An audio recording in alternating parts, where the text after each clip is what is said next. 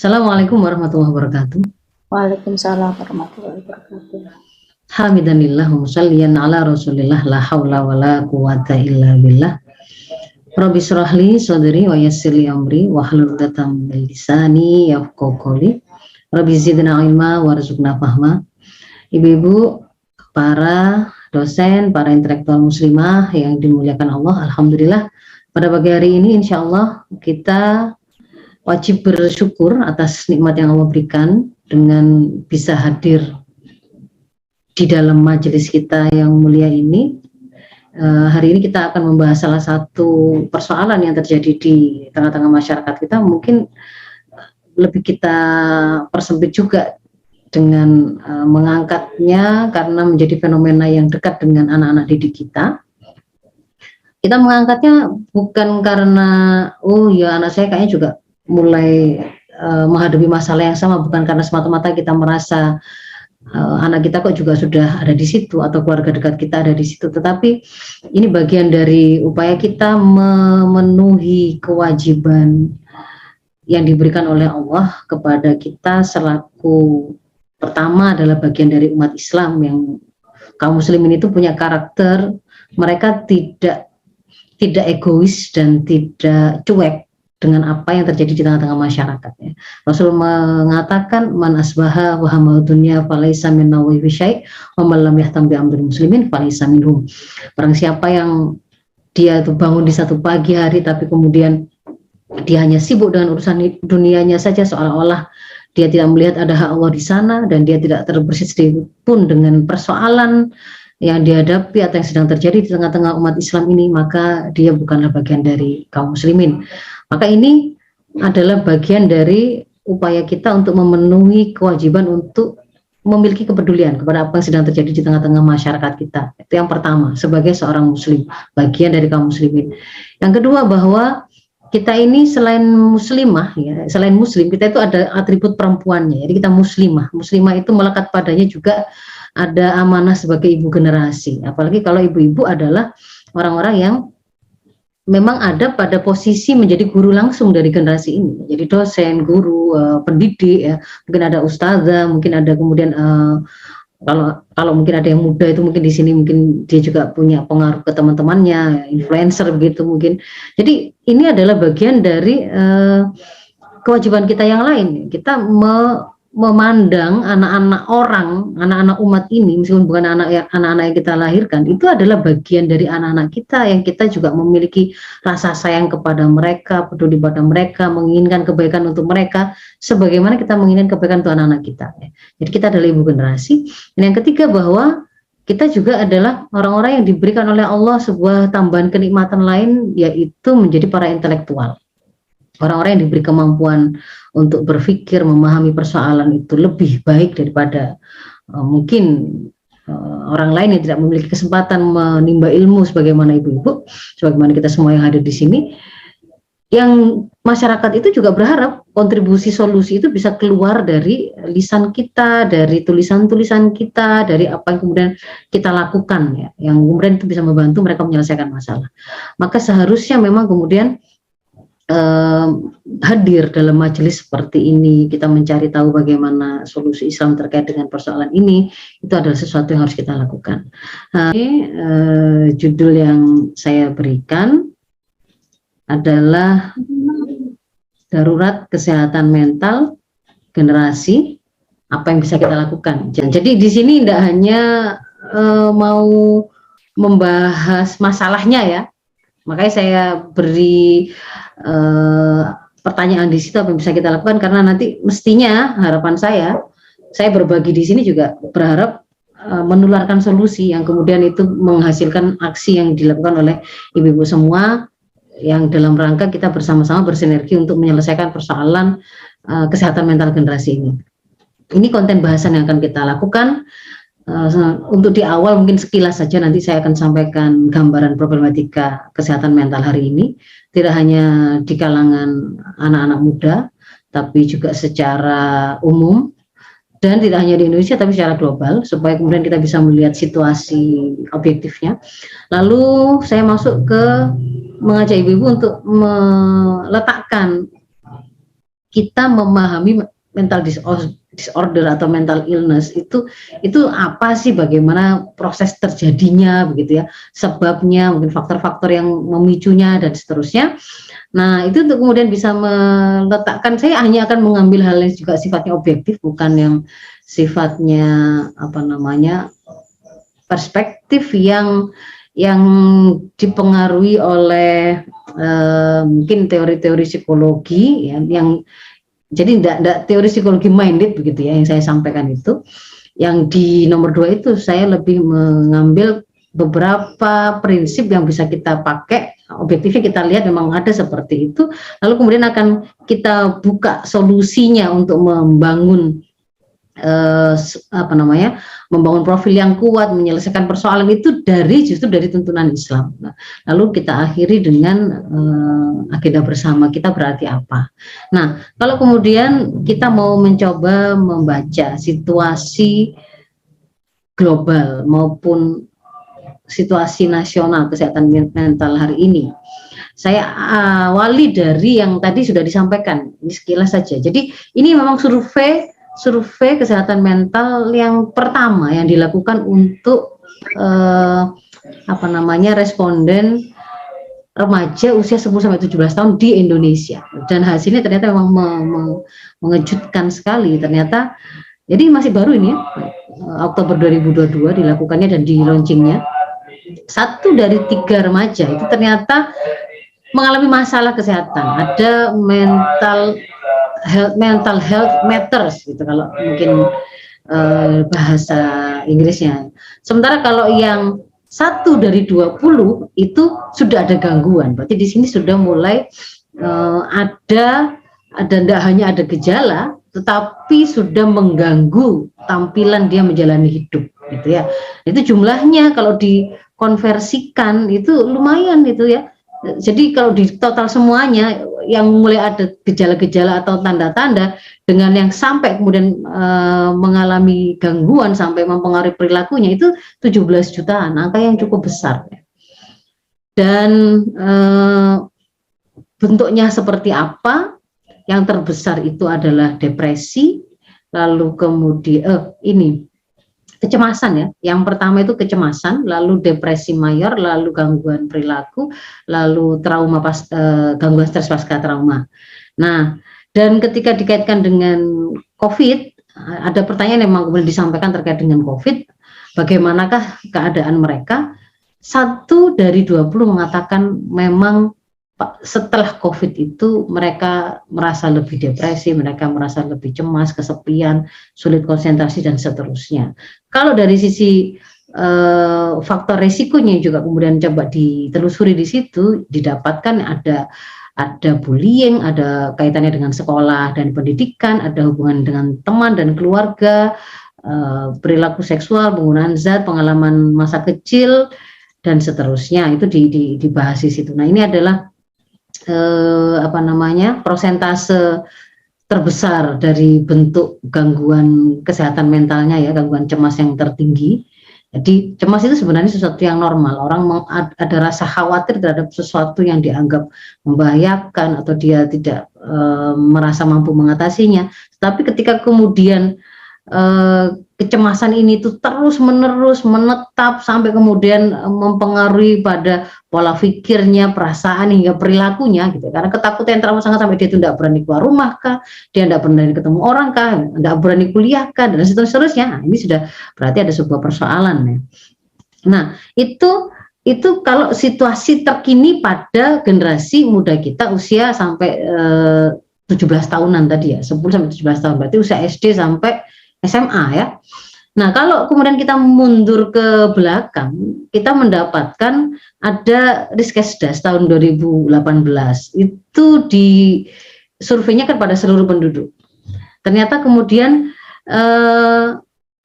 ada angka yang juga kita dapatkan di tahun itu juga sudah lumayan besar gitu ya. Lebih dari 19 juta penduduk yang usianya lebih dari 15 tahun itu sudah mengalami gangguan mental emosional. 20 juta ya cukup sangat besar. bahkan lebih besar dari penduduk satu negara ini ya. Kalau hari ini kita menemukan ada banyak negara yang penduduknya hanya 4 juta, 5 juta, 10 juta, ini lebih besar dari itu. Kemudian lebih dari 12 juta mengalami depresi. Lalu ada juga sistem registrasi sampel Badan Litbangkes pada 2016, itu juga didapatkan ada 1.800 orang, atau kalau setiap harinya ada 5 orang bunuh diri. Dan pelakunya jumlah terbesarnya ternyata adalah usia produktif, ini 10 sampai 39 tahun. Nah, ada juga yang sebuah info yang disampaikan oleh Direktur Pencegahan dan Pengendalian Masalah Kesehatan Jiwa dan Nafsa dari Kemenkes itu mengatakan bahwa di Indonesia ini prevalensi orang dengan gangguan jiwa itu 1 dari 5 penduduk. Jadi kayak punya potensi mereka bisa mengarah pada masalah gangguan jiwa, meskipun nanti nggak harus gitu ya, nanti kita akan bahas. Tapi yang punya potensi itu satu dari 5. Ini jadi sesuatu yang besar sekali, 1 dari 5 kok. Jadi kita jalan-jalan ketemu 5 orang, itu 1 diantaranya itu punya potensi berkembang jadi gangguan jiwa, kan begitu. Nah, kalau kemudian yang ada survei juga terbaru juga pada waktu Hari Kesehatan Mental Nasional kemarin, itu ada yang dilakukan oleh Populix. Ini nama laporannya, Indonesia's Mental Health State and Access to Medical Assistance, itu sama dilakukan di Oktober 2022 kemarin. Didapatkan beberapa fenomena ya, gejala yang paling sering ini yang kemudian kita mendapati hari ini di akun-akun sosmed itu, orang sepertinya merasa butuh banyak melakukan healing dan seterusnya untuk pemulihan, karena memang gejala yang paling sering itu adalah mood swing ya, suasana perasaan yang molah-malih yang sangat mudah berubah-ubah, kadang sangat sedih, kadang sangat capek, kadang sangat itu gonta-ganti seperti itu, nggak bisa tidur, rasanya nggak nafsu makan, sangat lelah, energi turun. Ini sudah mengarah kepada beberapa gejala depresi kan seperti itu. Orang merasa kehilangan semangat dan seterusnya begitu ya. Ingin mengecasnya, ingin membuatnya kembali bersemangat dengan cara apa? Mereka kira dengan membeli kopi segelas di puncak gitu ya. Yang perjalanannya itu 6 jam untuk naik, 6 jam untuk turun, itu akan menyegarkan gitu ya. Dibandingkan minum kopi di rumah ya, yang cukup menit itu langsung dia lakukan. Karena kan healingnya mereka itu kan nggak bisa itu di rumah, itu di dapurnya itu enggak. Jadi pergi ke puncak hanya untuk beli kopi ya, dengan brand tertentu yang instagramable, yang bisa dia foto, lalu dia bikin captionnya di akun sosmednya, saya lagi healing. Nah, padahal pulang-pulang itu kalau menurut saya, kalau saya melihat fenomena itu ya tambah capek semua ya. Ngopi di dapurnya aja lebih sederhana dan lebih enak, itu 6 jam macet-macetan di jalan hanya untuk ngopi, itu saya kira ya itu jiwa kewarasan saya meronta-ronta kalau menemui fenomena seperti itu. Nah, ini yang orang dewasa tadi itu banyak-banyaknya mereka stresnya itu karena persoalan ekonomi, karena kesendirian, tekanan kerja, ada trauma, ada tekanan dengan partnernya, atau kemudian partner atau pasangan ya, mungkin pernikahannya, dan ada terkait dengan pertetanggaan. Nah, itu Indonesia gitu ya. Nah, situasi seperti itu, gangguan kesehatan mental kayak begini, ini apa situasi yang dihadapi di Indonesia ini saja atau bagaimana? Malah kalau kemudian kita lihat petanya, ini saya ambilkan dari ini ya, sumbernya di bawah itu ya, ada tulisannya. Di tahun 2019 justru kita menemukan, kalau lihat dari peta ini, warna untuk kasus Indonesia itu persentasenya sedikit. Pada wilayah-wilayah lain, ya Australia, justru kemudian kita menemukan di Eropa, di Amerika, itu malah warnanya lebih gelap. Artinya di sana malah lebih banyak. Tetapi kalau kita buka petanya ini, ternyata seluruh dunia kan tidak ada yang kosong, yang putih itu tidak ada. Jadi semuanya juga sedang mengalami situasi ada persoalan gangguan mental di tengah-tengah masyarakat mereka. Nah, ini semuanya sudah berwarna, begitu kan ya. Nah, yang kemudian terbesarnya juga ternyata kecemasan dan depresi, itu paling sering seperti itu. Dan kalau secara global ini bukan hanya di negeri-negeri muslim ya, justru kemudian ada korelasinya juga dengan penggunaan alkohol dan obat-obatan. Nah, ini adalah gambaran lebih di zoom begitu ya, lebih dispesifikan kalau per negara. Jadi Inggris, negara-negara Eropa ini semuanya juga rata menghadapi situasi gangguan kesehatan mental masyarakatnya dengan angka tertingginya sama, itu ada pada kecemasan dan depresi. Kecemasan dan depresi, kalau yang biru-biru itu kan pokoknya ada satu kondisi yang berkaitan dengan kesehatan mental, dia dimasukkan. Nah, ini kalau kita lihat di data di Amerika ini tidak hanya persoalan kesehatan mental ini menjadi masalah di orang dewasa. Orang dewasa itu hampir sebelum COVID itu sudah 20% orang dewasa di sana itu mengalami mental illness. 20% itu kan ya lumayan besar. Dari 100 orang 20-nya itu mengalami gangguan mental, itu kan ya luar biasa. Kemudian ketika ada ada COVID, tambah angkanya itu tambah naik, dan ini tidak hanya di Amerika, di Inggris juga. 1 dari 6 anak di Inggris itu memiliki persoalan gangguan kesehatan mental di tahun 2021. Ya, jadi 1 dari 6 itu kan ya juga kita membayangkan ada 6 anak mainan, itu 1 diantaranya itu bermasalah. Ini jadi ternyata persoalan mental illness atau mental disorder ini itu sesuatu yang hari ini menjadi persoalan global, tidak hanya di Indonesia, tidak hanya di kalangan mahasiswa atau generasi muda, tetapi itu menjadi persoalan yang banyak terjadi di tengah-tengah masyarakat secara umum dan dimanapun. Nah, maka kemudian yang kedua, kita mencoba memahami apa sih sebenarnya yang dimaksud dengan mental disorder atau mental illness ini ya. Sebelum bicara kelainannya atau gangguan kesehatannya, kita dudukkan dulu definisi dari sehatnya dulu. Dikatakan kalau versi Undang-Undang Kesehatan Jiwa yang kita punya, gitu ya, versi Undang-Undang Kesehatan yang kita punya, itu dikatakan kesehatan jiwa itu adalah, kesehatan mental atau kesehatan jiwa adalah kondisi di mana seorang individu dia itu bisa berkembang secara fisik, mental, spiritual, sosial, sampai dia bisa, satu sisi dia itu ngerti saya punya potensi apa, dia bisa meletakkan persoalan yang dihadapi itu seperti apa, kemudian dia bisa melakukan interaksi atau mengatasi persoalan yang dihadapi menggunakan sumber daya yang dia punya, sehingga dia tetap bisa hidup secara produktif. Nah, itu intinya begitu. Jadi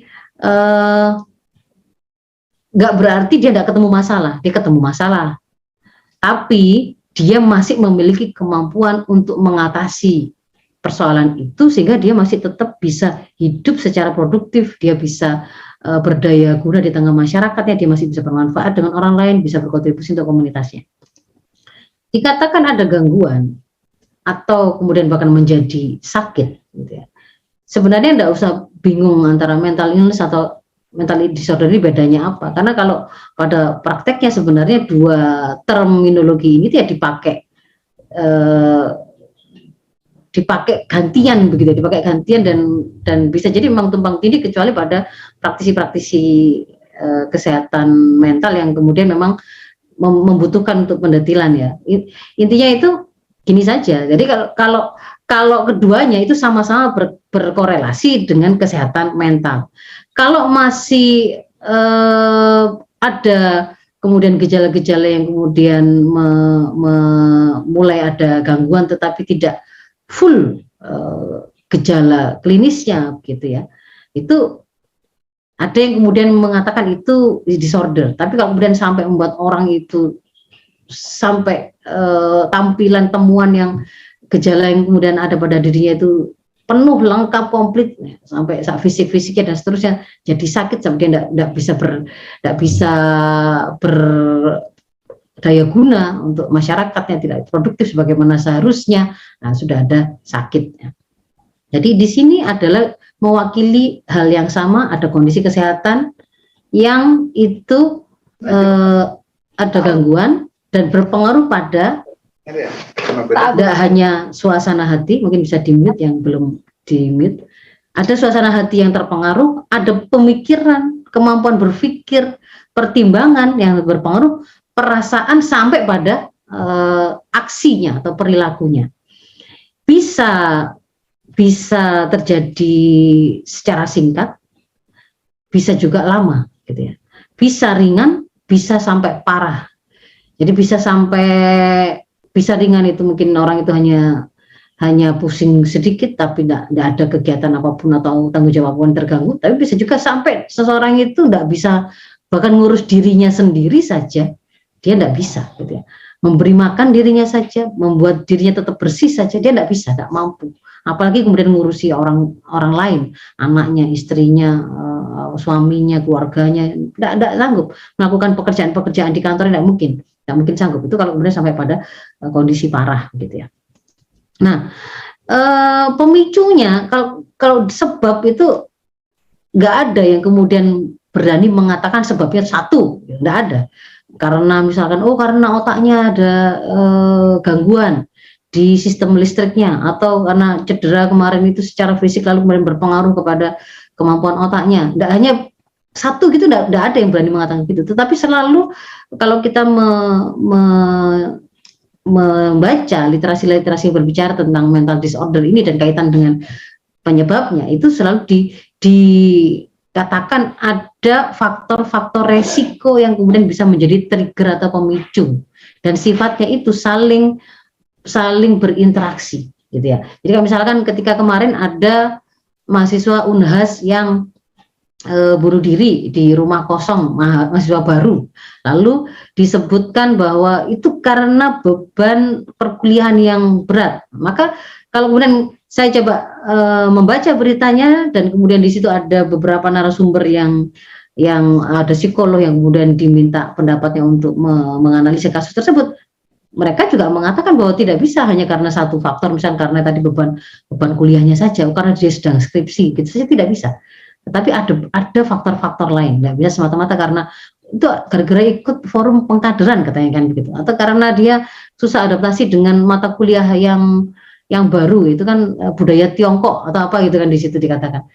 Jadi di situ faktornya itu banyak pemicunya dan mereka saling berinteraksi. Ada faktor genetik. Nanti ketika ada orang tua, saudara di keluarga inti itu memang kemudian yang mengalami sakit mental begini, misalkan skizofrenia, gitu, gila, gitu, itu ternyata juga membuat faktor resiko yang dia punya untuk terkena gangguan mental ini lebih besar daripada yang tidak memiliki faktor genetik ini.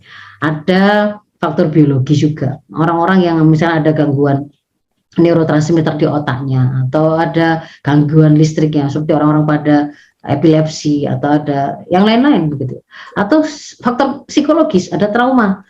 Ada yang pernah melihat di depan matanya, mungkin pernah yang kemarin itu ada anak yang mahasiswa atau SMA ya, naik mobil, dia menabrak kedua orang tuanya sendiri, itu sampai meninggal. Ya. Pasti trauma itu, pasti ada trauma. Melihat di depan matanya orang tuanya mungkin terbakar, atau anaknya, atau keluarga, atau siapapun yang kemudian dia cintai, ya itu bagian dari trauma.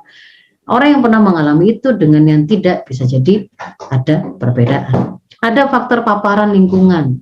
Faktor paparan lingkungan ini bicaranya itu nggak sudah ketika dia sudah besar, ya. Ketika kemudian kejadian itu dia gila bulan ini, mungkin paparannya baru yang bulan ini, enggak. Itu juga bisa sejak dia di dalam kandungan itu. Ada seperti apa yang kemudian dia pernah alami.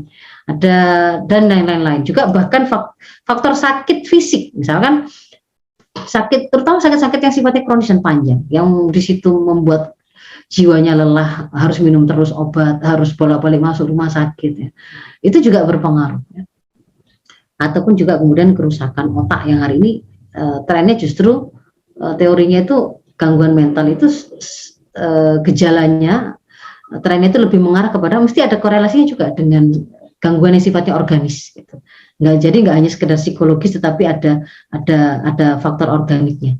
Nah, kalau kemudian kita buka ini adalah slide yang saya pakai untuk mewakili teori di kalangan psikolog, ya, di dunia psikologi, tentang hubungan antara stresor, kondisi stres dengan kemudian terjadinya sakit.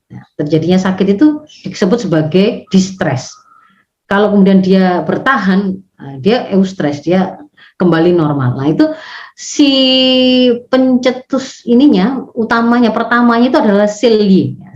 Kalau dia menekankannya, semakin besar stresor, jadi semakin besar serangan-serangan yang membuat yang menimpa seseorang, yang memapar seseorang, itu nanti akan mempengaruhi kepada situasi hasil akhirnya. Dia akhirnya berhasil mengatasinya dengan GAS. GAS itu General Adaptive Syndrome.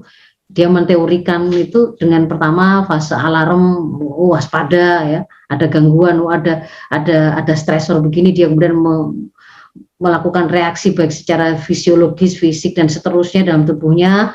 Lalu ada lanjut, kalau masih ternyata masih stresor, masih jalan, ada fase kedua, dia mulai lebih kuatkan lagi perlawanannya, tapi pada saat yang sama berarti sumber daya yang dia punya sudah mulai menurun. Nah, kemampuan dia untuk melawan stresor tadi sudah mulai menurun, sampai kemudian kalau masih diteruskan lagi stresor itu tidak hilang-hilang, dia ada pada fase yang ketiga, yaitu kelelahan, fase kelelahan, sehingga kemudian dia akhirnya jatuh sakit. Itu kalau si selnya.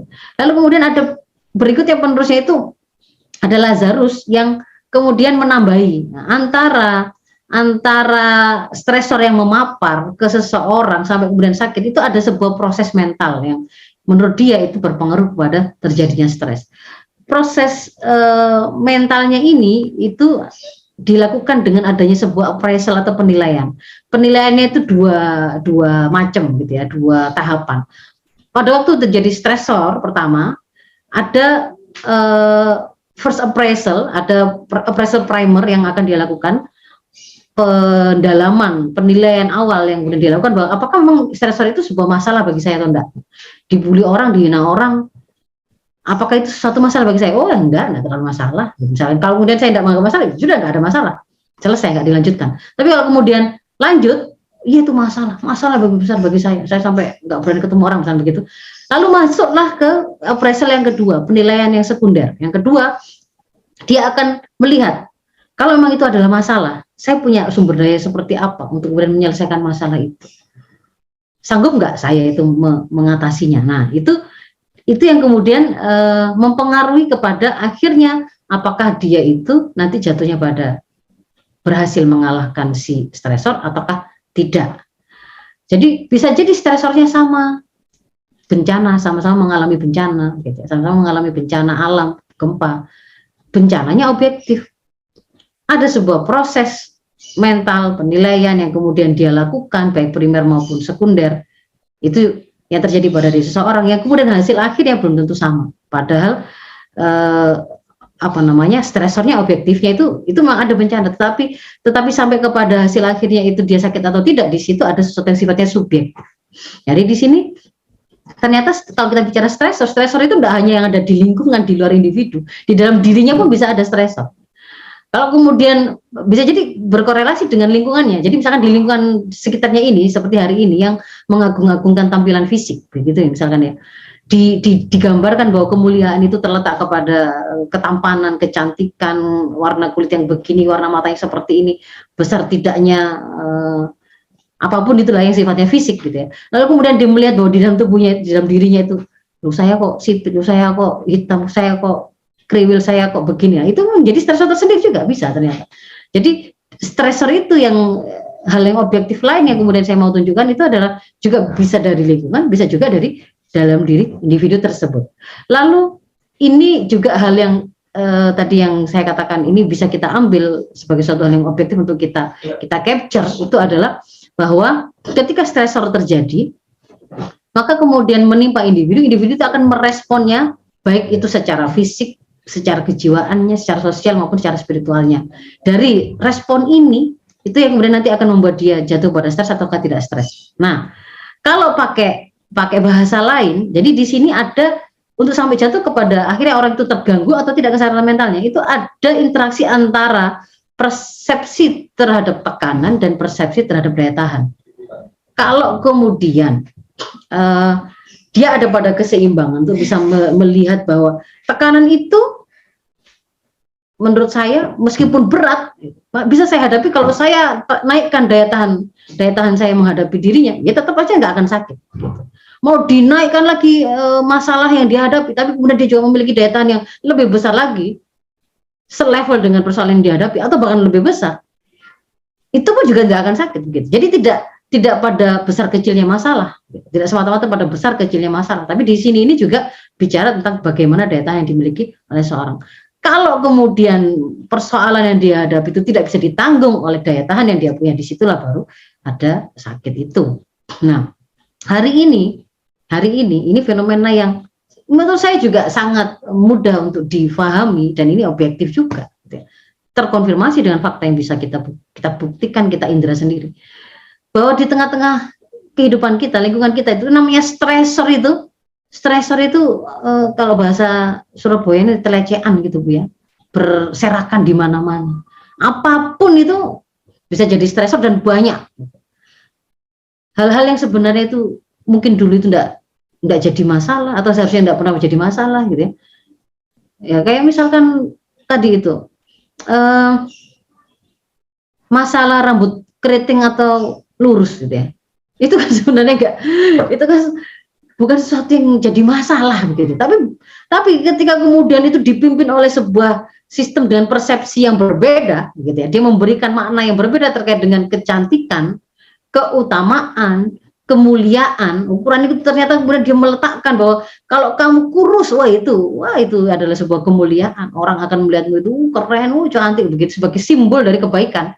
Sementara kalau kemudian tidak seperti itu, gemuk, meskipun sehat itu kemudian menjadi sesuatu yang dipandang rendah, itu akhirnya karena diajari seperti itu, ada orang yang sampai berlomba-lomba tidak makan dan bahkan bertahan untuk makan dengan hanya tisu supaya dia memenuhi kriteria cantik dalam konteks kehidupan hari ini. Nah, masalah itu saja loh ya bisa jadi masalah gitu. Nah, sementara individu-individunya itu yang tadi Ibu bilang, hari ini kok kita menemukan generasi stroberi, ibunya kan, tampilan fisiknya sih keren-keren sekali, keren banget itu. Kelihatannya barang-barang yang nempel di tubuhnya branded. Pokoknya orang pasti mencita-citakan kayaknya enak jadi orang itu. Apapun kayak tinggal dia tunjuk, menyenangkan hidupnya, tidak ada masalah kayak gitu ya. Ternyata begitu dia kena masalah sedikit saja. Ada yang di Palembang itu mahasiswa 6 bulan yang lalu ya, itu bunuh diri karena tidak diterima balik ke mantannya, misalnya. Langsung bunuh diri. Ada yang kemudian menghadapi persoalan skripsi yang gak selesai-selesai, itu juga bunuh diri. Jadi ini tampilan fisik kelihatan keren, glowing, tapi ternyata sangat lemah, sangat rapuh. Ini fenomena yang juga hari ini kita temukan banyak. Jadi kemampuan individu untuk melakukan respon itu sangat rendah, sehingga akhirnya hasilnya itu banyak yang stres gitu kan. Dan ini saya katakan di awal ini, meskipun nanti pembuktiannya saya di belakang, mental disorder atau illness hari ini itu adalah keniscayaan peradaban sekularisme kapitalisme. Mungkin ini kayak sebuah klaim, tetapi angka yang menunjukkan bahwa ini seolah-olah menjadi pandemi global kan sudah saya tunjukkan di depan tadi. Bahkan WHO sendiri mengatakan pada waktu COVID terjadi, pada saat yang sama ternyata mental illness itu menjadi paralel pandemik, disebutnya begitu. Ketahuan banyak orang gila ketika tidak boleh ketemu, ketika kemudian harus di rumah, ketika dibatasi untuk interaksi sosialnya, itu banyak yang kemudian sakit kesehatan mental, sakit mentalnya. Nah, jadi faktanya sudah tadi kita lihat bahwa banyaknya seperti itu. Cuman kemudian membuktikan bahwa itu adalah keniscayaan peradaban sekularisme kapitalisme nanti akan terjawab juga pada penjelasan saya berikutnya. Nah, sekarang kalau memang seperti itu ya, kita sudah mendudukkan beberapa hal yang bisa petanya begitu ya, orang itu sampai akhirnya terjadi gangguan mental itu seperti itu. Maka bagaimana mensolusinya kan begitu kan ya? Ibaratnya kan kalau kita mau menghindari masalah, tidak ada stres hidup ini nggak mungkin, nggak ada stresor kan nggak mungkin. Tetapi kalau kemudian membuat tantangan-tantangan tadi itu adalah stresor yang sehat, bukan kemudian stresor yang melemahkan, menghancurkan, dan jumlahnya kemudian tidak masif. Satu sisi kemudian juga kita bisa melahirkan individu-individu yang kuat, profilnya, ada daya dukung untuk mereka yang siap di sekitarnya. Itu gimana kan gitu. Ini bagaimana caranya kita akan buka tuntunan Islam. Saya awali dengan mengingatkan, kenapa kok buka tuntunan Islam, kenapa kok nggak ngambil tips and tricks dari teori-teori kejiwaan atau psikolog atau apa gitu ya. Kalau ibu-ibu googling cara mencegah gangguan mental, pasti ibu akan menemukan solusi yang sifatnya itu praktis, seperti pastikan tetap olahraga, gaya hidup sehat, istirahat yang cukup, makan yang bergizi, berteman, lakukan hobi yang disukai. Begitu-begitu saja, Bu. Pasti itu akan seperti itu. Coba dilihat nanti. Silakan googling sendiri. Akan ketemu begitu. Tapi saya akan menyampaikan persepsi, perspektif yang berbeda yang mencoba untuk mendalaminya lebih lanjut. Dan itu dimiliki oleh Islam. Kalau kita memiliki mafhum Islam, baru kita akan bisa mendudukannya seperti ini, gitu. Seperti yang akan saya sampaikan. Jadi kenapa kok kemudian kita harus membuka tuntunan Islam? Saya ambil satu dalil ini saja, meskipun ada banyak seharusnya. Ya karena kalau kita ngaku mukmin gitu ya, kita punya masalah apapun yang kita berselisih tentangnya, yang kita mau cari solusinya, konsekuensi keimanan yang kita ikrarkan itu adalah kita harus mengambil apa yang dituntunkan oleh Rasul, yang dibawa oleh Rasul, syariah yang dibawa oleh Rasul tersebut. Dan nanti kalau kemudian kita sudah mendapatkan penjelasannya di sana, maka kita sami'na wa ata'na, kita akan ambil dan akan kita laksanakan tanpa kita merasa keberatan sedikit pun. Nah, kalau kemudian kita buka tuntunan Islam terkait dengan bagaimana seharusnya manusia Muslim, generasi Muslim itu berprofil, gitu ya. Maka mereka tuh harusnya itu seperti ini. Mereka itu adalah orang-orang yang hamba Allah, ya, karena dia diciptakan oleh Allah. Dia sadar betul, dia punya kesadaran bahwa dia itu diciptakan oleh Allah, bukan tanpa sengaja, tapi dengan sebuah visi misi penciptaan tertentu. Dia harus mengabdi dan menjalani hidupnya sesuai dengan aturan Allah. Dia harus siap untuk menjadi pengelola bumi sesuai dengan tuntunan Allah, sebagaimana di Al-Baqarah 30, ya. Ketika Allah menciptakan Adam pertama kali, dikatakan Allah hendak menciptakan Khalifatul fil ard. Karena ada malaikat, tapi tidak disebut malaikat itu yang akan mengelola bumi, tapi Adam, manusia. Supaya kemudian dia mengatur bumi ini sesuai dengan aturan Allah, mengatur apapun yang kemudian mengelola bumi ini, memimpin pengelolaan bumi ini, itu sesuai dengan tuntunan Allah. Jadi di situ berarti nanti ada profil-profil yang harus ada pada generasi kita, siapa yang kemudian punya kemampuan mengeksplor lautnya, hutannya, tanahnya, tambangnya, dan seterusnya, kan begitu kan ya, yang memimpin semuanya sebagai kepala negara ataupun apapun itu. Nah, mereka juga adalah orang-orang yang terjaga fitrahnya, tidak melenceng. Kita itu anak-anak surga, kita itu terlahir dalam keadaan fitrah. Insya Allah mempertahankan fitrah kita itu adalah kita itu akan beriman kepada Allah dan taat kepadanya, itu fitrah kita. Mempertahankan fitrah itu mestinya lebih mudah daripada menyesatkannya atau menyimpangkannya. Jadi mengajak anak-anak kita, bahkan membuat diri kita itu taubat dan kembali kepada fitrah kita itu sebenarnya lebih mudah, karena kita itu lahir dalam keadaan fitrah. Mamin mauludin illa yuladu alal fitrah. Tidaklah ada satu bayi pun yang lahir di muka bumi kecuali dia terlahir dalam keadaan fitrah. Dan yang berikutnya, generasi Muslim itu harus kuat, harus tangguh. Nggak boleh kita itu meninggalkan generasi di belakang kita itu yang lemah, kan?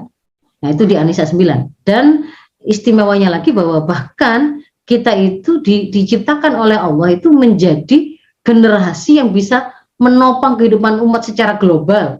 Karena kita itu khairu umma ukhrijat linnas, umat terbaik yang dilahirkan untuk seluruh umat manusia. Jadi memang kualitas global, kualitas world class, ya, world class personality begitu ya.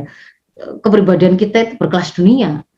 Apa yang membuat kita itu sampai kemudian bisa menjadi umat terbaik itu, ya karena kita adalah penegak amar ma'ruf nahi mungkar. Kita itu selalu berdiri atas kebenaran meskipun kita ada dimanapun posisi kita, gitu. Mau jadi pejabat atau mau jadi rakyat, mau jadi pemimpin ataukah yang dipimpin, mau jadi suami ataukah istri, mau jadi anak ataukah orang tua, mau jadi profesi apapun itu, kekhasan kita sebagai umat Islam yang membuat kita menjadi khairul ummah itu karena kita melakukan amar ma'ruf nahi mungkar. Maka kalau kemudian kita cermati pada perjalanan sejarahnya pun, yang namanya kaum muslimin, generasi muslim ini itu memang adalah orang-orang yang kemudian menjalankan tugas-tugas besar. Jadi tidak ada hidupnya itu hanya untuk binge watching kalau anak-anak sehari ini ya.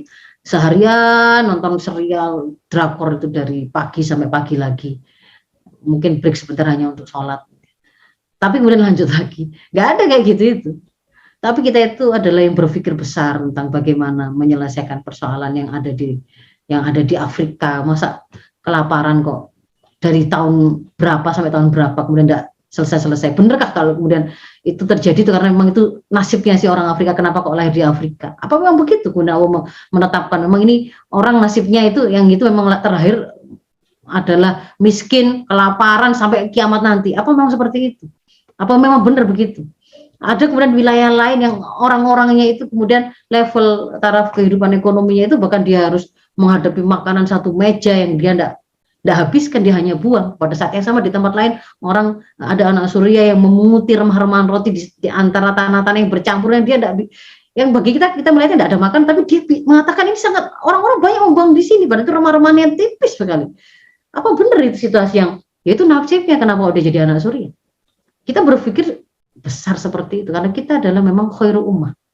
Kalau orang-orang rendahan dia hanya mikir bagaimana bisa makan, bisa minum, bisa tidur, bisa BAK, BAB, kawin ya. Itu sama persis seperti mau ayam, mau monyet, mau siapapun, hewan apapun ini kayak begitu. Jadi kalau kemudian hidupnya seorang mukmin kayak begitu, tidak layak karena dia berbeda gitu ya. Jadi dia perubah peradaban, dia pemimpin kebangkitan, dia pelaksana kemaslahatan di tengah masyarakat. Dia yang kemudian akan membuat orang bisa melihat mulianya kehidupan yang dibawa oleh Islam sampai kemudian dia bisa menyebarkan mengembannya ke seluruh alam. Orang bisa melihat kesejahteraan itu mereka dapatkan ketika dengan Islam. Nah, itu gambaran profilnya kan harus seperti itu seharusnya. Dari mana profil yang seperti itu kita dapatkan? Nah, kalau kemudian kita buka di Ibrahim 2425 ini ada sebuah perumpamaan tentang satu bangunan, tapi bukan bangunan gedung ya, tapi ini adalah sebuah pohon ya, bangunan barang hidup ya. Itu pohon yang kokoh, gambarannya itu adalah seperti kalau Allah itu membuat perumpamaan itu kalimah thayyibah itu dikatakan sesuatu itu kokoh kuat, itu kalau ibaratnya itu seperti kalau pohon itu akarnya itu kuat menghujam ke bumi, kokoh sekali. Jadi dia punya pijakan yang kuat, kokoh sampai nggak goyang-goyang, nggak mudah goyang gitu kan ya. Mau kena angin, mau kena badai, mau kena banjir di atas, dia tetap kokoh, akarnya kuat, menghasilkan sebuah pohon yang menjulang ke langit, kokoh, besar, bisa buat orang bernaung. Kemudian dia itu bisa berbuah, buahnya karena saya tidak menemukan gambar yang bisa mewakili akarnya kuat, pohonnya kemudian kokoh menjulang ke langit, lalu ada buahnya ya. Jadi silakan dibayangkan sendiri buahnya. Ini kalau ada buahnya gitu ya.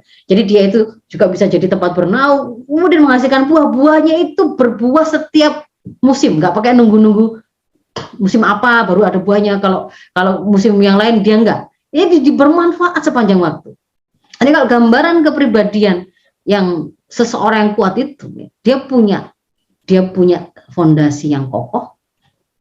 Yang fondasi kokoh itu mengantarkan dia memiliki bangunan pohon kepribadiannya itu juga kemudian kuat menjulang ke atas, sampai menghasilkan tampilan-tampilan buah-buah yang unggul, yang bermanfaat bagi orang, dan itu berlangsung terus-menerus ya. Jadi kalau kemudian kita mengatakan ketangguhan atau keunggulan itu kalau pada diri pribadi seseorang itu kita menyebutnya dia tidak mudah menyerah, misalkan dia itu lemah lembut tapi pada saat itu sama dia tegas, dia itu rajin ibadah, nggak perlu pakai disuruh, dia juga menolong, dia kreatif, dia disiplin, dia itu khusyuk, dia menjaga kehormatan dirinya, tapi pada saat yang sama dia punya rasa malu yang tinggi untuk melakukan kemaksiatan, dia profesional, misalnya begitu ya. Ini kita sebutnya sebagai buah, sebagai kebaikan-kebaikan, sebagai karakter baik. Kalau hari ini katakan karakter-karakter itu, maka ini ibaratnya adalah buahnya.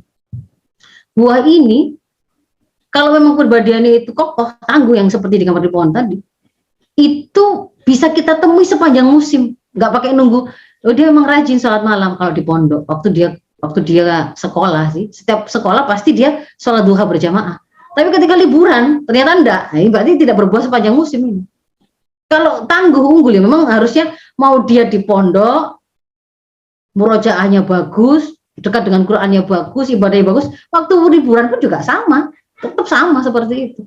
Pada waktu dia kecil kita bilang solihah, pada waktu dia kuliah, dia berumah tangga, dia punya anak, dia jadi nenek, dia jadi siapapun, ya tetap gitu. Itu namanya berbuah sepanjang musim. Nah, ini dihasilkan dari mana pohon yang kokoh? Pohon yang kokoh itu adalah dia dilahirkan dari sebuah kesadaran bahwa memang saya wajib menghiasi diri saya itu dengan ifah, menjaga kehormatan, punya sifat penyayang, lemah lembut ketika bicara pada orang, begini, sebagai bagian dari aturan hidup yang saya pilih, sebagai bagian dari sifat-sifat yang harus saya lakukan dari diri saya. Itu bagian dari syariat, itu bagian dari jalan hidup yang saya pilih.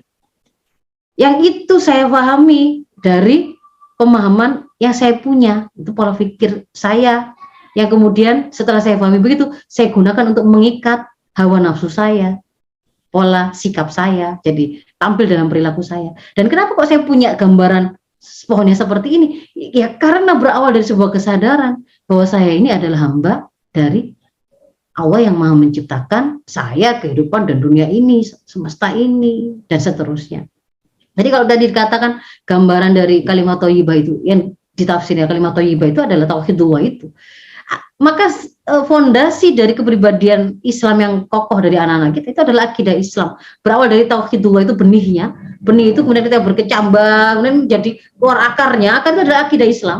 Lalu akan memunculkan di atasnya itu bangunannya yang mungkin kalau kita lihat itu tampilannya adalah cara berpikir dia, cara bersikap dia, dan sampai akhirnya membuahkan menghasilkan buah-buahan yang bisa kita lihat sepanjang musim itu adalah sikap-sikap, sifat-sifat, karakter-karakter kuat yang kemudian kita bisa ambil, bisa panen dari diri pribadi tersebut. Nah dari sini kita mendapati ada 5 hal yang akan mengokohkan untuk membangun profil kuat anak-anak kita atau generasi muslim itu, ada 5 hal ini. Yang pertama kalau dari si pohonnya sendiri tadi ya, akidah kuat sebagai akar, lalu itu menghasilkan kesadaran bahwa kalau saya itu muslim ya berarti saya harus mengambil jalan hidup syariah, tuntunan Allah. Kemudian berikutnya itu akan semakin kokoh kalau kemudian dia lengkapi bagaimana sih pemahaman tentang syariah sebagai jalan hidup tadi itu, dan selalu kemudian dia ikuti dengan upaya untuk membangun kedekatan kepada Allah yang menurunkan syariat tadi, sehingga dia itu setiap dengar satu perintah maka dia mudah, dia ringan untuk sami'na wa ata'na. Ya, semakin lengkap pemahaman yang dia punya terkait dengan tuntunan hidupnya, dia semakin berjalan tidak dengan meraba-raba, nggak perlu menunggu sudah pernah hamil duluan, sudah kena HIV/AIDS baru kemudian sadar bahwa oh ternyata ini itu sesuatu yang rusak, sesuatu yang salah. Kalau dia sudah paham bagaimana cara bergaul dengan benar karena dia memiliki pemahaman yang lengkap terkait dengan syariah ini, ya maka dia akan nggak perlu kesasar. Dia sudah mencegah dirinya dari melakukan keharaman tadi. Dia mendengar wala taqrabuz zina, karena dia itu dekat kepada Allah, takbir ilahnya terjalin dengan bagus, dia langsung sami'na wa ata'na, tidak akan mendekati aktivitas zina tadi. Meskipun dia punya naluri seksual yang ada secara fitrahnya itu kecenderungan atau rasa suka pada lawan jenis misalkan, tapi dia ada kontrol yang membuat dia bisa mencegah dia jatuh kepada kerusakan atau keburukan. Itu akan membuat dia kokoh, kuat. Nggak ada ibunya, nggak ada bapaknya di sekitarnya. Kalau itu memang kemudian dia sudah disiapkan itu di kos-kosan pun, dia tidak akan kemudian jatuh kepada berpacaran, jatuh kepada putus cinta, bunuh diri, tidak ada. Dia paham. Kemudian ini pohon ini akan tumbuh subur dengan bagus ya, dia membutuhkan lingkungan yang kondusif. Lingkungan yang kondusif ini tanah yang tidak berpolusi, udaranya, airnya, semuanya. Dan itu juga untuk memastikan tumbuh dengan kuat itu ya sesuai dengan tumbuh kembangnya gitu ya. Kalau dia masih baru benih cambah gitu terus kita beri dia dengan siraman air yang keras gitu ya. Ini mungkin ibaratnya dia masih pada fase ada dalam pengasuhan orang tua, lingkungan pertama. Orang tuanya tidak melaksanakan tugasnya. Anak bayi dipukuli, anak umur 1 tahun 2 tahun dia melakukan kesalahan, bukan kesalahan sebenarnya. Misalkan dia itu jatuh, dia mukul temannya, dikiranya itu karena ketidaktahuan dari sang orang tua itu adalah sebuah kesalahan, dia melakukan hal yang salah. Nah itu ini nggak kondusif juga. Jadi di sini maksudnya masyarakat tidak sekedar lingkungan kondusif itu tidak hanya di luar rumah ya, mulai dari siapa yang benar bertanggung jawab untuk membesarkan si pohon ini, itu mulai dari lingkungan terkecilnya rumah, nanti kemudian dia bertemu dengan sistem pendidikan formal yang akan membentuk dengan kurikulum tertentunya itu profil tertentu dari generasi, lalu dia bertemu dengan masyarakat luas tempat dia hidup sehari-hari sebagai sekolah besarnya, dan yang berikutnya adalah warna masyarakat itu dipengaruhi oleh bagaimana aturan sistem kebijakan yang diterapkan oleh negara. Kalau negaranya ngeramut rakyatnya, ya dia akan bagus. Negaranya melindungi anak-anaknya, generasinya, warga negaranya dari kerusakan,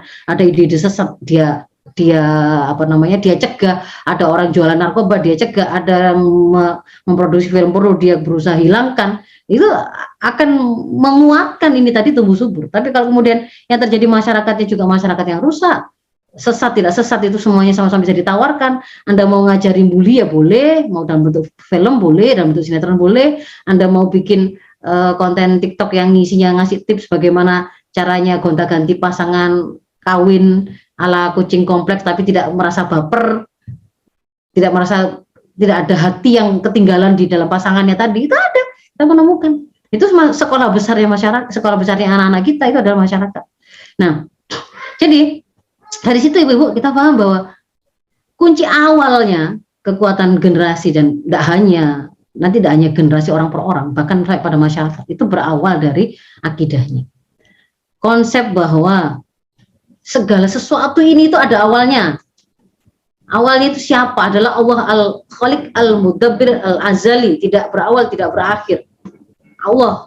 Apapun yang pernah terjadi, sandarannya kita mendapati ada kekuasaan yang menurut saya itu besar sekali. Nah, ada bencana, tidak bisa saya tanggung. Ada yang lebih besar dari bencana ini. Ada yang kemudian misalkan melakukan penekanan kepada kita, atasan kita, misalkan dia mengancam dengan suatu ancaman tertentu, menurut kita itu sudah satu masalah besar.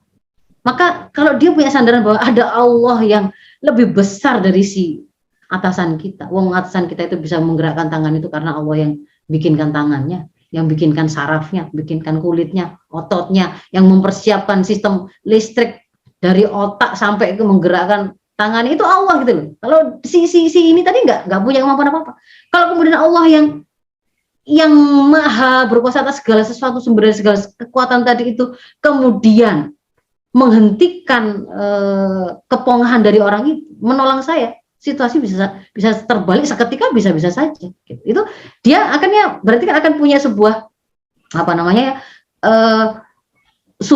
sumber daya, ya, kekuatan yang tak terbatas, kan sandarannya kan zat yang tidak terbatas kemampuannya. Mau dia sendirian di hutan ketemu situasi yang, kok sampai ada hewan buas sekalipun misalnya begitu ya. Dia bisa paham bahwa hewan buas itu juga ada tuannya gitu.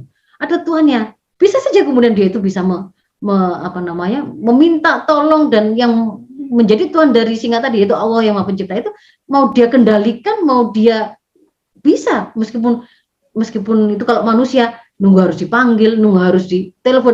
Kalau Allah nggak perlu begitu karena dia tidak dibatasi oleh kemampuan dimensi ruang dan waktu. Nah, yang kayak begini ini sesuatu yang akan menjadi sumber dari segala sumber kekuatan yang membuat dia itu satu punya kepercayaan diri yang kuat untuk melakukan hal-hal besar gitu ya. Kalaupun kemudian dia itu berhasil, dia tidak mudah sombong. Kalau kemudian dia gagal, dia bisa menempatkan dengan betul mana itu porsi kemampuan dia, mana itu sebenarnya bukan milik dia. Ya, itu juga bahasan di dalam akidah ini, konsep tentang qadar. Kalau hal itu misalkan tadi ya masalah warna rambutnya, warna matanya sipit ataukah belo tadi itu ya besar, itu karena dia tuh pemahaman yang benar tentang akidah bahwa tidak akan ditanya oleh Allah kenapa kamu sipit, maka dia tidak akan pernah merasa insecure dengan itu. Sementara begitu, termasuk juga masalah rizki yang akan ditanya oleh Allah bukan kenapa kok kamu rizkimu kok cuma 1 juta 1 bulan misalnya begitu, tidak ada, besar kecil tidak akan ditanya, tetapi halal haramnya didapatkan dari mana dan kemudian dibelanjakan apakah di jalan yang kemudian diridhoi oleh Allah ataukah tidak. Nah, di situ itulah ikhtiarnya itu yang kemudian dia paham, itulah lahan saya, itu yang kemudian saya harus bersungguh-sungguh untuk melakukan yang terbaik, sementara di luar kemampuan saya nggak perlu pusing, maka dia bisa menempatkan itu. Ya, ini juga akan menjadi orang yang tepat memiliki Allahu Ar-Razik ya. Makanya akan kita dapati, misalkan saya gini nih, kalau menerangkan gini nih khawatir selalu kayak waktunya kurang berapa ini. Gak apa ya Bu ya. Ya, saya supaya lebih gambar lagi. Saya pengen ngangkat satu. Kemarin saya lihat video tentang pengungsi Suriah ya. Ada ibu satu keluarga punya 7 anak yatim. Dia didatangi oleh seseorang yang mengaku dari organisasi donasi untuk anak yatim, untuk anak-anak yatim. Jadi di situ si orang ini tuh mau minta sumbangan. Dia bilang kami biasa bergerak untuk membantu anak-anak yatim begini-begini ke ibu itu, pengungsi. Pengungsi Suriah itu kalau ibu tahu ya rumahnya satu kota ya semi permanen, kalau hujan ya bocor, kalau musim dingin ya masih kedinginan, nggak ada listrik ya. Ketika kemudian beliau diminta begitu, oh ya tentu saja saya akan bantu. Apakah ibu punya uang? Iya punya. Saya punya 1 dinar. Nanti akan saya sumbangkan. Apakah ibu punya uang lain? Punya saya ya 1 dinar itu. Tapi apakah ibu mau menyumbangkan 1 dinar itu? Iya tentu saja, kenapa tidak? Tapi bukankah itu punya ibu terakhir satu-satunya? Kenapa ibu sumbangkan? Loh, udah ada masalah. Tidak ada masalah sih. Jadi si ibu ini mengatakan, si ibu muslimah ini mengatakan, saya bisa tahu bagaimana susahnya, kesulitan orang anak-anak yatim itu. Saya masih punya rumah dengan anak-anak saya. Saya masih bisa hidup, begitu ya. Mungkin 1 dinar itu saya tidak tahu, itu mungkin sangat berguna, sangat bermanfaat untuk orang-orang yang kemudian Anda tolong, begitu kan ya. Meskipun ibu kehidupannya sebenarnya membutuhkan, iya tidak ada masalah. Tapi apa Anda tidak merasa sayang dengan uang itu tadi kan gitu. Sampai bolak-balik diulang-ulang begitu ya. Kan Anda cuma yang punyanya itu. Ya, bagaimana dengan ibu sendiri? Kalau kemudian saya sumbangkan ini, saya tidak tahu apakah kemudian Allah akan mengembalikannya kepada saya menjadi 8 dinar, menjadi berlipat begitu. Saya tidak tahu kan gitu kan ya. Tapi dia itu apa namanya, hendak dipastikan oleh si orang yang meminta sumbangan tadi itu bahwa memang dia benar-benar tidak ada kekhawatiran dengan menyumbangkan harta terakhirnya tadi. Mental yang kayak begini ini Bu, mental kayak begini ini kalau bukan dimiliki oleh orang yang meyakini ar-rizqu biyadillah wahda, rizki itu di sisi Allah, bukan karena dia itu kerja di institusi ini atau ngajar di kampus ini atau karena dia jadi pegawai di pabrik ini, bukan karena itu. Rizki itu Allah yang menurunkan. Masalah pokoknya selama saya hidup pasti Allah akan sampaikan di situ ke saya, nggak akan salah sasaran. Saya cuma dihisap bagaimana mendapatkan ikhtiar itu secara halalnya dan kemudian akan membelanjakan sesuai dengan tuntunannya. Tapi besar kecilnya Allah sudah menjamin, pasti kamu, kalau memang kamu itu hambaku ya pasti akan saya jamin. Bahkan hewan yang melata sekecil apapun yang kita tidak lihat, semut hitam, di batu hitam, di malam gelap tanpa cahaya, Allah tahu dan itu sudah dijamin rezekinya. Nah, yang kayak begini ini itu ada pada kondisi kaum muslimin yang punya akidah kuat seperti ini.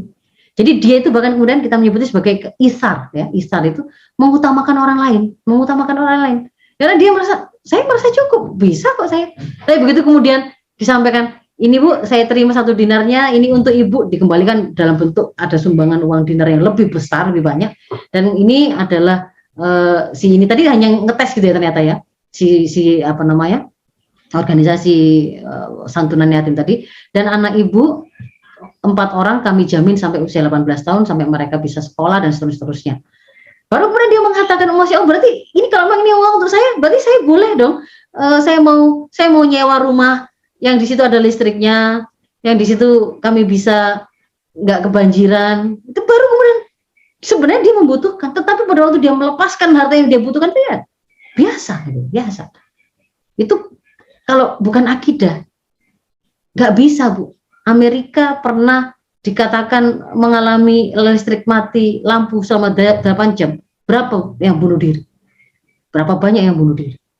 Mereka tidak bisa naik lift, mereka tidak bisa menyalakan pendingin, mereka tidak bisa menyalakan pemanas, mereka tidak bisa masak, mereka tidak bisa ngapain apa saja.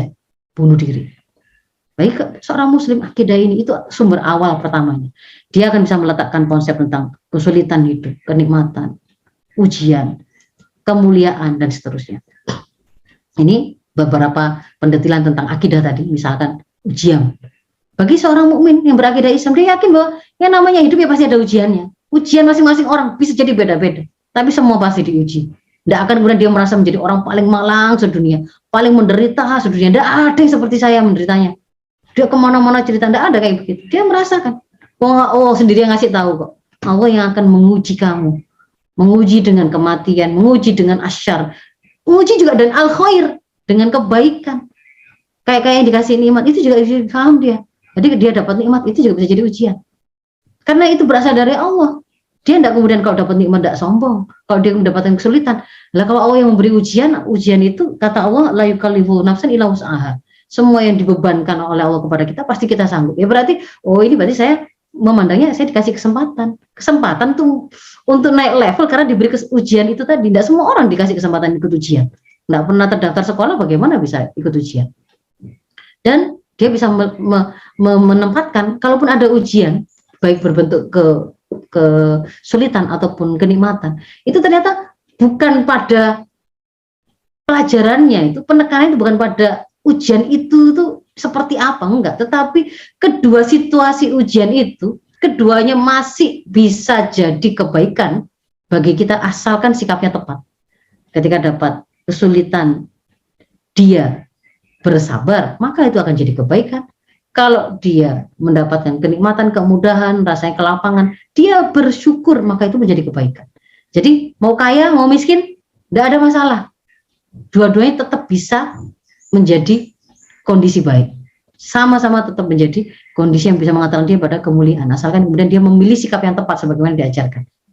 Nah, ketika kemudian dia juga mendapati situasi-situasi sulit di kehidupan dunia ini, apakah itu ujian, apakah itu apapun itu ya. Tadi kan ada beberapa stresor, di antaranya persoalan ekonomi, persoalan dengan pasangan, persoalan dengan keluarga, persoalan dengan tempat kerja atau apapun. Atau bahkan kemudian hari ini ada orang-orang tertentu yang sampai pada tataran fisiknya yang diujinya, sakit yang lama, ada yang dipenjara, disiksa yang lama, dan seterusnya. Maka ketika kemudian seorang itu berakidah Islam, dia bisa melihat peta jalan hidupnya itu. Si dunia ini selama-lamanya di sini nih masih lebih panjang perjalanan setelah kehidupan ini, setelah kehidupan dunia ini. Ada banyak perjalanan yang harus kita tempuh, dan itu nanti yang setelah mati itu akhirat itu selama-lamanya nggak akan ada akhirnya. Kalau di sini persoalan bahagia atau tidak bahagia itu bedanya sangat tipis.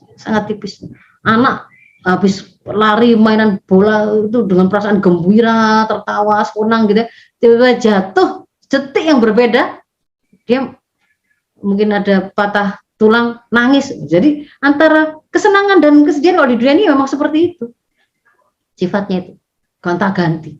Justru kita merasakan ini nikmat karena sudah lama kita tidak merasakan kenikmatan itu. Coba terusan, sifatnya kan nisbi. Dikasih misalnya makanan yang sangat disukai itu apa, paling enak, misalkan dia mengatakan itu daging steak, kasih terus itu, lama-lama dia tidak akan merasakan kenikmatan. Tetapi kalau kemudian yang hakiki, nikmat hakiki, sengsara hakiki itu di akhirat, maka dia melihatnya itu. Kalau di dunia ini, kalaupun sengsara dia akan bisa melihat itu sebentar saja, dia tidak akan menyerah. Ketika ada hal besar yang bisa dia dapatkan dari kesabarannya, kalau dia mendapatkan sebuah kenikmatan, dia tidak kemudian sombong sampai kayak Fir'aun, sampai kayak Korun begitu, yang merasa sangat hebat, padahal bisa seketika hilang. Itu juga bukan darinya, itu dari Allah sang pemilik asal dari kekayaan itu. Dia tidak akan sombong, tapi tetap dalam ketaatannya.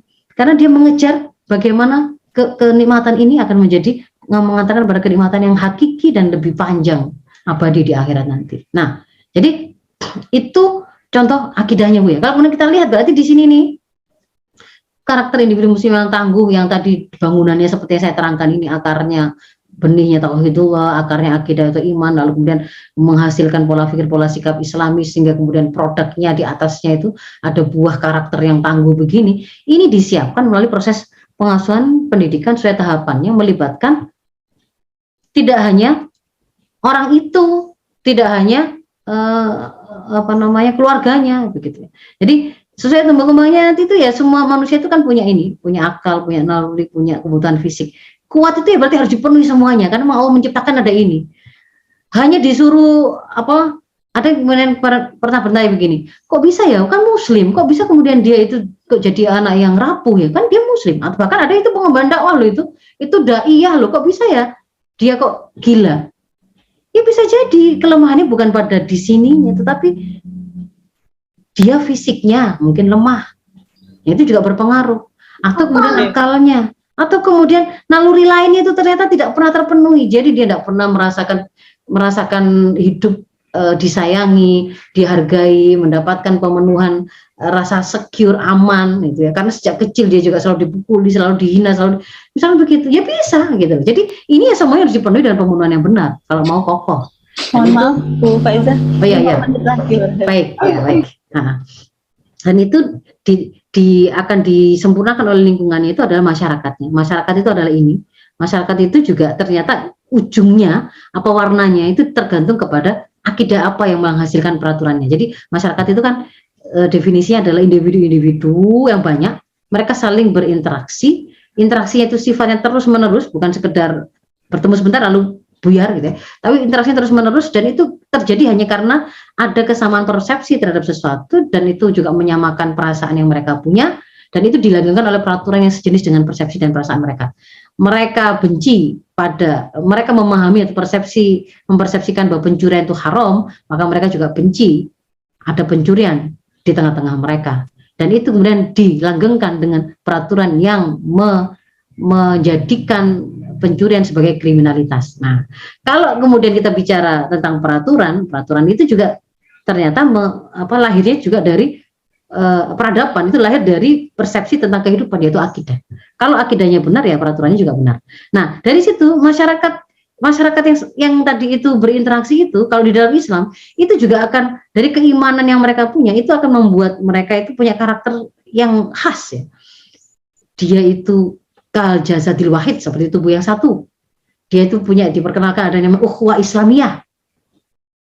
Ada konsep isar yang tadi saya katakan, bahkan itu hari ini loh yang tadi pengungsi Suriah itu kemudian berani menyumbangkan satu dinar terakhirnya. Ini bukan kisah seperti yang ada di Quran kaum Ansor yang menjamu tamunya, meskipun itu makanan terakhir dia dan keluarganya di hari itu misalkan. Enggak, kisah zaman dulu, itu kisah zaman sekarang. Isar itu ada di tengah-tengah umat ini. Interaksi mereka benar karena mereka punya persepsi tentang masyarakat itu harus dijaga dari hal yang merusak, sehingga mereka ada amar ma'ruf nahi munkar, ada harmoni, saling menguatkan. Ini nanti konsepnya apa sih? Ada daya dukung ketika ada personal itu lemah, dia bisa dikuatkan oleh teman-temannya, circle-nya, masyarakatnya, dijaga. Itu. Nah, ini masyarakat itu sifatnya, masyarakat Islam itu begini, amar ma'ruf nahi munkar, ada dakwah di situ. Lah, aturannya itu ini berawal dari pemikiran dasarnya, yaitu akidah. Kalau akidahnya benar, ya benar aturannya. Kalau dalam Islam sudah kita buktikan, karena akidah ini adalah akidah yang sahih, sesuai dengan memuaskan akal, sesuai dengan fitrahnya manusia, dan dia menenangkan hati, maka aturan-aturan yang muncul ini itu menjadi solutif, sumber kebaikan, bukan malah jadi masalah gitu. Nggak malah tambah bikin orang itu kesejahteraannya itu seperti gapnya itu sangat tinggi, sehingga kemudian malah memunculkan kebiasaan, satu sisi flexing, satu sisi merasa hasad, satu sisi kemudian dan seterusnya, itu nggak baik gitu. Dalam Islam ini jadi penyelesaian syariat tadi itu, dan itu akan menjadi rahmat. Dan memang kunci dari kebaikan atau keberkahan itu adalah kalau iman dan takwa di tengah-tengah masyarakat itu diterapkan. Dan ketika Islam diterapkan, ini yang akan muncul kemaslahatan. Jadi Islam itu akan merealisir terjaganya agama, terjaganya jiwa, terjaganya akal, terjaganya kehormatan atau keturunan, terjaganya harta. Tidak boleh kemudian di situ ada aktivitas memakai narkoba atau alkohol yang bisa merusak akal. Tidak boleh kemudian ada orang usah enaknya melakukan kliti kayak di Jogja, atau kemudian kemarin di Surabaya ini sempat ada gangster, orang lewat dilukai, nggak terjaga jiwanya. Nah, ini di sini nih ketika diterapkan syariah Islam itu, maka maqasid syariah ini itu akan terrealisir, dan itu akan membuat kehidupan yang kita ada di tengah-tengahnya itu berarti kan stresornya itu minimal gitu ya. Negaranya itu karakternya ra'in wa junnah, pemelihara dan pelindung. Dia individu yang takut kepada Allah, dia memimpin dengan aturan yang benar, dia mendapatkan kekuasaan dari umat, dan umat akan mendukungnya dalam bentuk kalau dia salah dia akan dikoreksi, kalau dia benar dia akan didukung.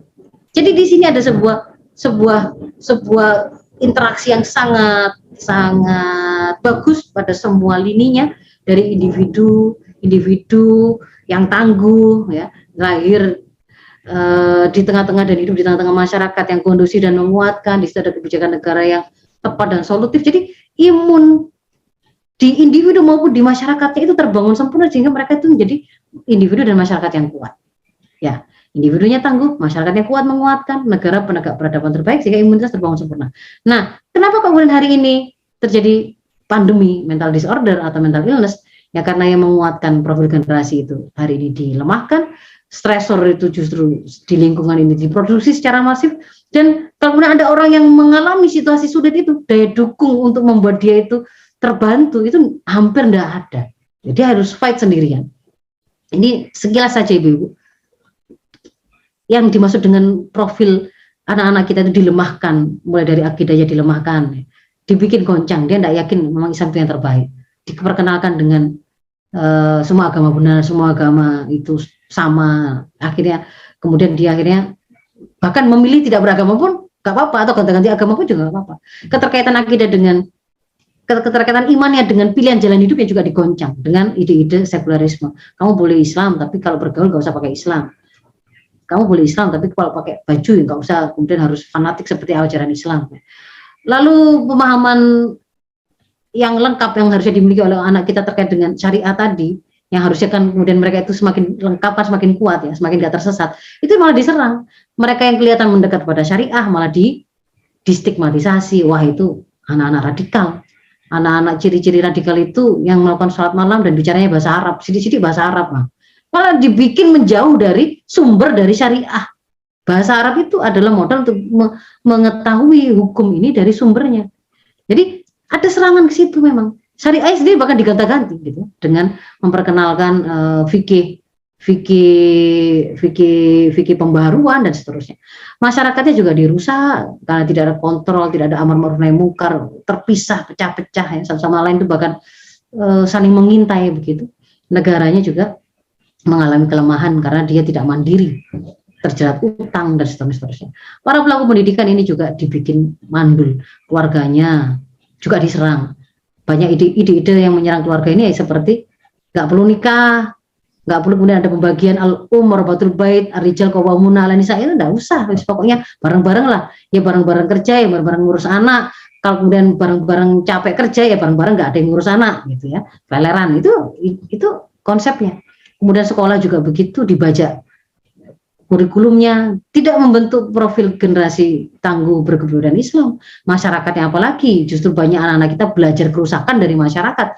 Negara faktanya hari ini juga menerapkan sistem yang tidak solutif, dan dia sendiri juga nggak ngeramut gitu. Jadi apa yang harus kita lakukan ya kita sudah tahu, kita harus kembalikan semua pilar-pilar ini. Satu sisi berangkat dari rumah keluarga muslim itu harus jadi produk kepribadian generasi yang kuat. Kembalikan peran ayah, karena kita di negeri ini kita adalah negara fatherless ketiga ya, yang bapaknya ada, tidak yatim anak itu, tetapi bapaknya ternyata meyatimkan anaknya karena dia tidak pernah ikut terlibat dalam pendidikan anaknya. Ini harus dikembalikan. Para istri tidak boleh merusak kepemimpinan ayah. Terakhir, ini kita juga harus sempurnakan tugas kita. Kalau ada kelalaian karena kita tidak mengilmuinya, ya sekarang taubatan nasuha. Jadi ibu, jadi istri, sekolah-sekolah, pendidikan, pesantren juga harus kita bersihkan dari sekularisasi, kurikulum yang malah gak pernah menanyakan anak-anak yang kuliah itu ketika wisuda, itu berapa, sepanjang dia kuliah itu dia sudah zina berapa kali, sudah menggugurkan kandungan berapa kali, tidak ada. Pokoknya Anda bisa mendapatkan IP sekian, kemudian nanti kerja cepat, gajinya tinggi, itu akan membantu nilai dari kampus yang meluluskannya, meskipun Anda adalah seorang pezina gitu ya. Jadi tidak ada dalam kurikulum kita yang melihat itu sebagai sebuah profil harus diwujudkan kepada anak-anak kita, harus kita selamatkan. Nah, yang lain ya tentu saja kita harus mengembalikan peradaban Islam, penerapan Islam secara kafah, itu yang akan menyempurnakan ikhtiar penyelamatan generasi yang kita lakukan. Saya kira itu Ibu, ini membutuhkan ikhtiar dari yang kita yang melakukannya, karena tidak akan ada yang merubah kecuali kita yang merubahnya, dan ikhtiar kita haruslah pada level yang diminta kadarnya. Belajar dari kasus keberhasilan Muhammad Al-Fatih. Muhammad Al-Fatih itu bukan orang pertama yang berusaha membebaskan Konstantinopel. Sudah sejak sebelumnya itu setiap khalifah yang diangkat selalu berusaha mengirimkan pasukan dan berusaha menjadi pemimpin terbaik dari pasukan itu.